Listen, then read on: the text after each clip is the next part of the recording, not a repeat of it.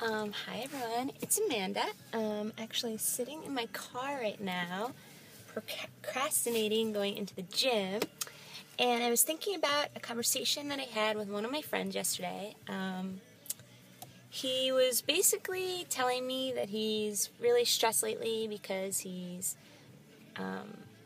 having a lot of problems and potentially could be losing his job, and he has 4 children, and there's just so many extra things that go along with that, like how are they going to view me if I lose my job, or how am I going to keep everything together, and so he had a lot in his mind, and he was kind of like asking me for advice. So I thought of, well, first let me say that there's actually a lot of people coming in and out of the gym, so I'm a little embarrassed right now that everybody can see me videotaping myself. Anyways, I was thinking about a huge lesson that I learned when I was younger. So my father he's an amazing father, first and foremost, and I think sometimes we can learn just as much from adversity as we can from good times, if not more. And so my father went to Georgetown and then Wharton for his MBA, and he was like big pimpin' on Wall Street, and everything was really awesome. But he got caught up in the scene on Wall Street, which unfortunately was cocaine. So my dad ended up becoming a full-blown cocaine addict and also an alcoholic, and pretty much lost everything that we had, materially. Lost, we went bankrupt and lost the college funds and bank accounts and all that kind of stuff. And I remember being extremely stressed out just because I saw how stressed my mom was.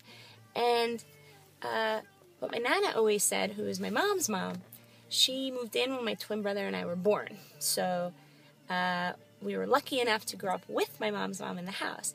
And she would say, you know what, it doesn't matter if you have all the money in the world or no money in the world. Your real wealth and your real worth is in your heart.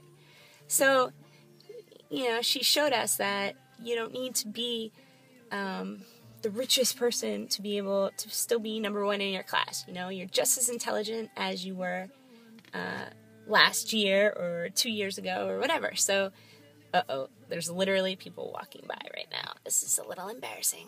Okay, just gonna look down, and I know him. Hi. Okay, so, oh my god. Okay, let's keep it moving, Sullivan. Alright, my hand's getting tired. So, to make a long story short, my nana had, so first of all, we were very fortunate to live in a community where we were really the only ones struggling with this type of issue.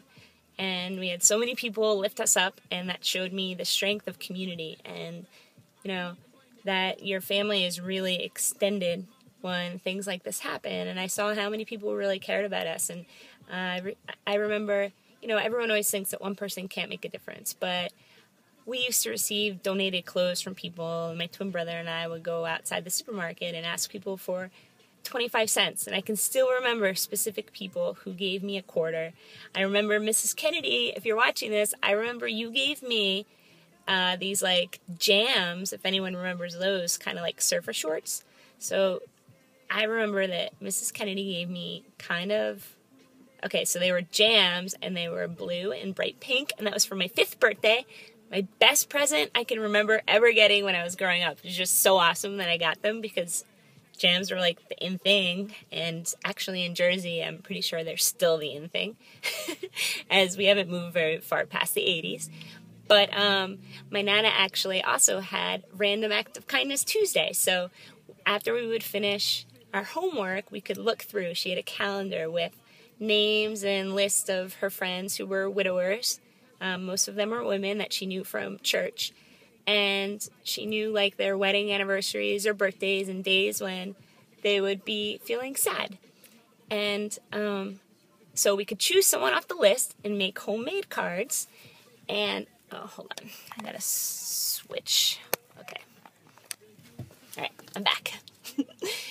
So we would make homemade cards and maybe bake some cookies or brownies or something, pick flowers, and go on Tuesday. We got to drop off our gifts and surprises to these little grannies, and it was so amazing to see how happy they were and like how we could just brighten up their whole entire week by just doing something that didn't cost any money, really, you know. And the handmade cards, that's what they really love the most. And my grandma would always say, you know, whenever you see a little elderly person, think of me, because not everybody is lucky enough to have their grandkids around. And I feel like the lessons that I learned through that, I still carry with me to this day.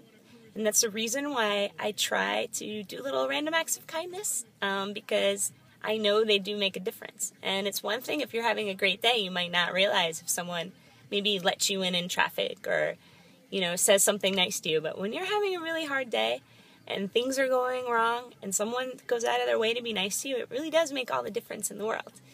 And, you know, in regards to my friend and with his job, when my father's addiction spiraled out of control and he ended up going to rehab, I remember when he came out of rehab and he finally found a job working as a limo driver. So my older sister was really embarrassed because he was driving, she was in high school and he was driving around a lot of her friends and then their families in the limos, and she was like, you know, oh my gosh, this is so embarrassing.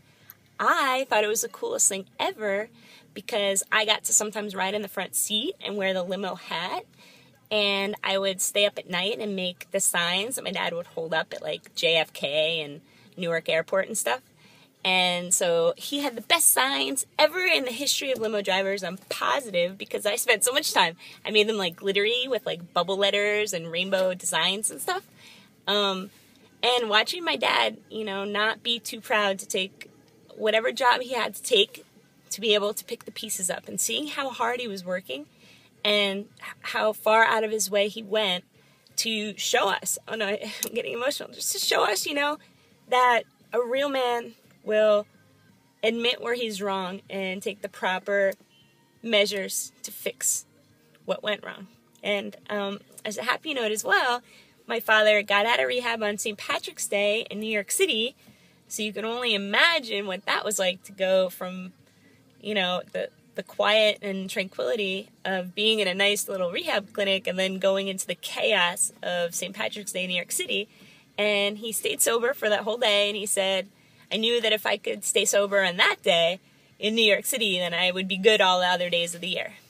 So, just, if anyone out there is struggling, I just want you to know to hold on, and hold on to hope, because God knows what he's doing. And sometimes we can learn so many more life lessons from the adversity that's thrown at us and thrown at the people around us than we would have ever learned otherwise. And I'm extremely grateful for all those years where we did struggle, because struggle molded me into who I am today, and I'm very proud of that person. So that's my random thought for the day. And now that approximately 36 people have seen me videotaping myself, I'm going to go into the gym and pretend like this didn't happen. I hope this made sense. Oh my god, it's 8 minutes. Okay, if anyone watched this whole thing through, the key word is Malamar. Wait, I think I've already used that. Okay, wait. The key word is candy corn pumpkin. So if you watch this all the way through, say candy corn pumpkin, and I will know that you're awesome and that you actually listened to this ramble the entire way through. And I want to know what lessons you've learned from adversity. So let me know.